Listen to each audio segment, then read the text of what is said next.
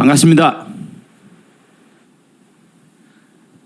문재인 탄핵 국민대회를 시청하시는 국내의 애국 시민 여러분 안녕하십니까? 부산대 김성진 교수입니다. 오늘 저는 성인지라는 가면을 쓰고 악의 다툼을 벌이고 있는 문재인 정권 하수인들의 추악한 암투에 대해서 발언하고자 합니다. 박원순 전 서울시장의 성추행 문제가 불거졌을 때 이 사건과 가장 관련이 깊은 여성가족부는 침묵했습니다.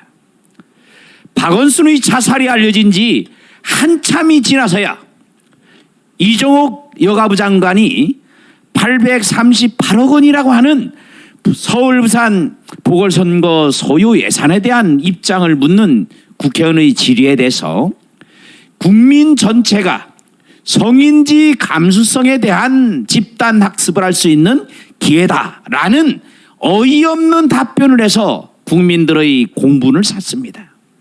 도대체 성인지 감수성이 무엇이기에 838억 원이나 되는 막대한 예산을 들여가면서 국민 전체가 집단 학습을 해야 하는 것입니까?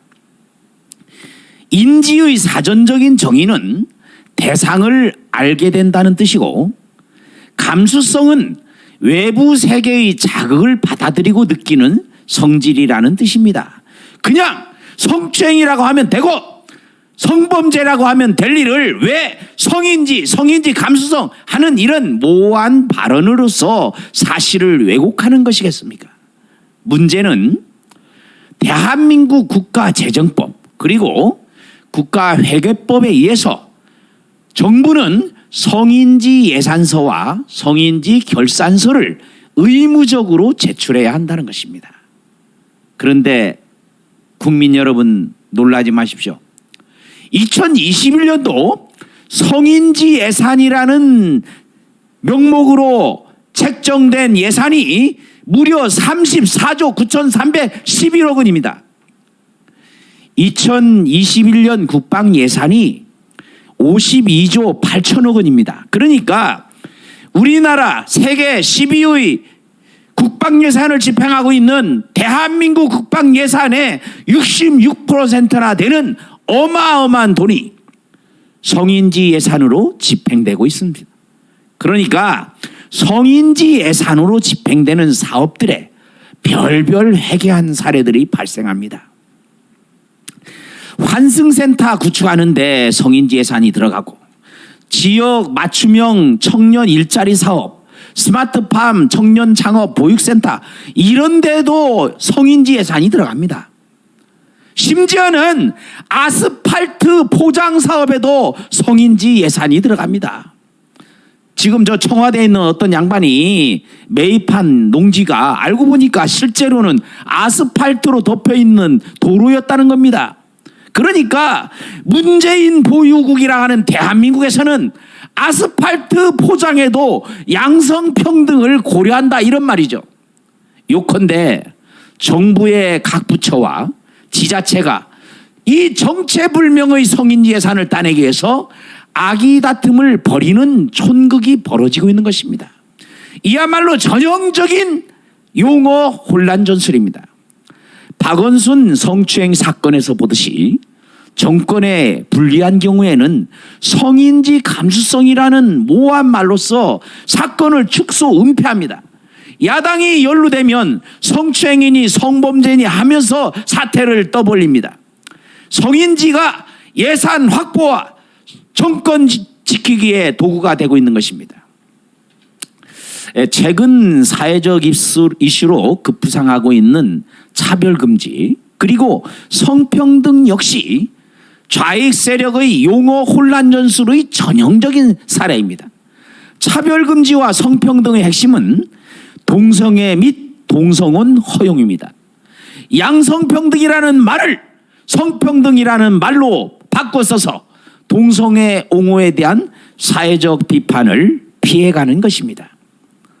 동성애는 러시아 공산혁명이 일어난 1917년 10월에 소련에서 합법화되었습니다. 동성애자들에 대한 시민적 정치적 권리 제한들이 폐지되었습니다. 심지어는 동성혼까지 인정되었습니다. 다음 해인 1918년에 그 당시에 공공연하게 게이로 알려졌던 게오르기 치체릴이라는 사람이 외무부 장관으로 임명되기도 할 정도였습니다. 그러니까 동성애는 막스 레닌식의 잘못된 이념 바이러스의 변종인 것입니다. 제가 한문학과 교수이기 때문에 관련된 말을 하겠습니다.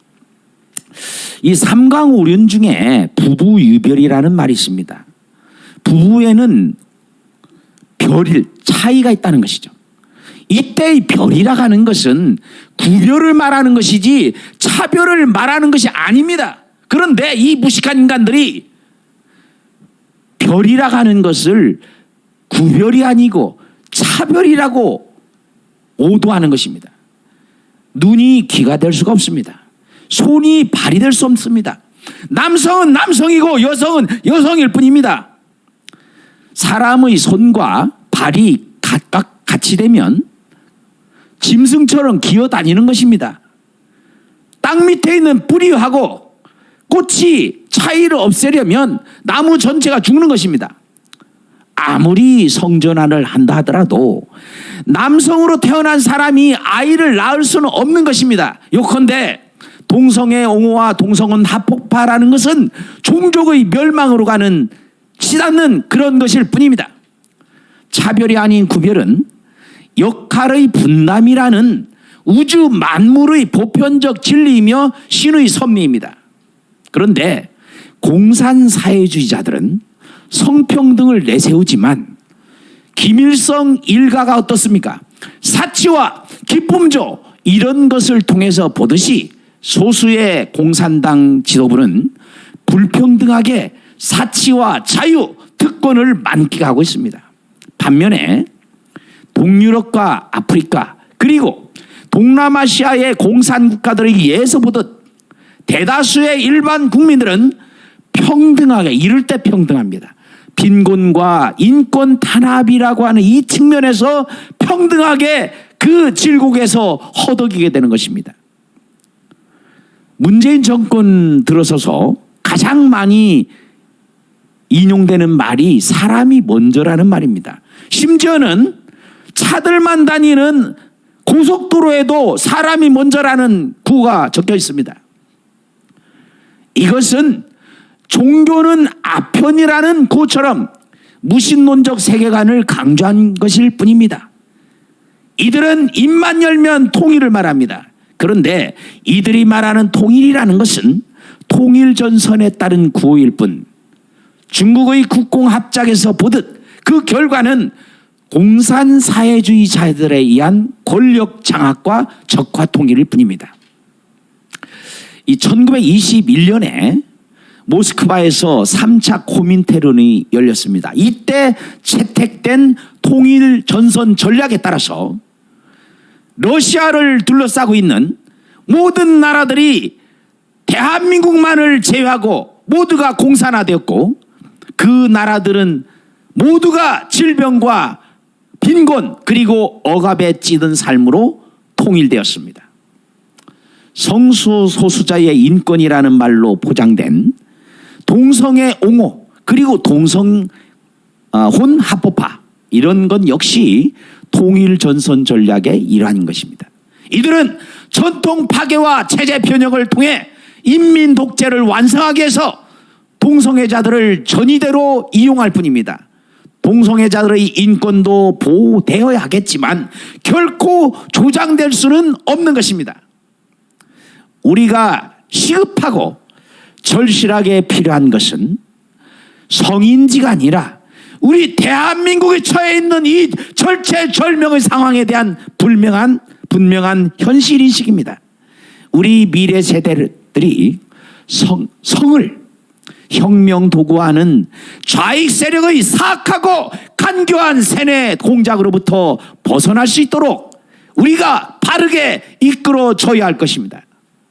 지난 수십 년 동안 피와 땀과 눈물로 만들어낸 자유 대한민국의 영광과 번영이 공산사회주의라는 이념의 잘못된 바이러스로 인해서 더 이상 망가지지 않도록 우리 자유파가 일치 단결하고 지혜를 모아 나가야 할 것입니다.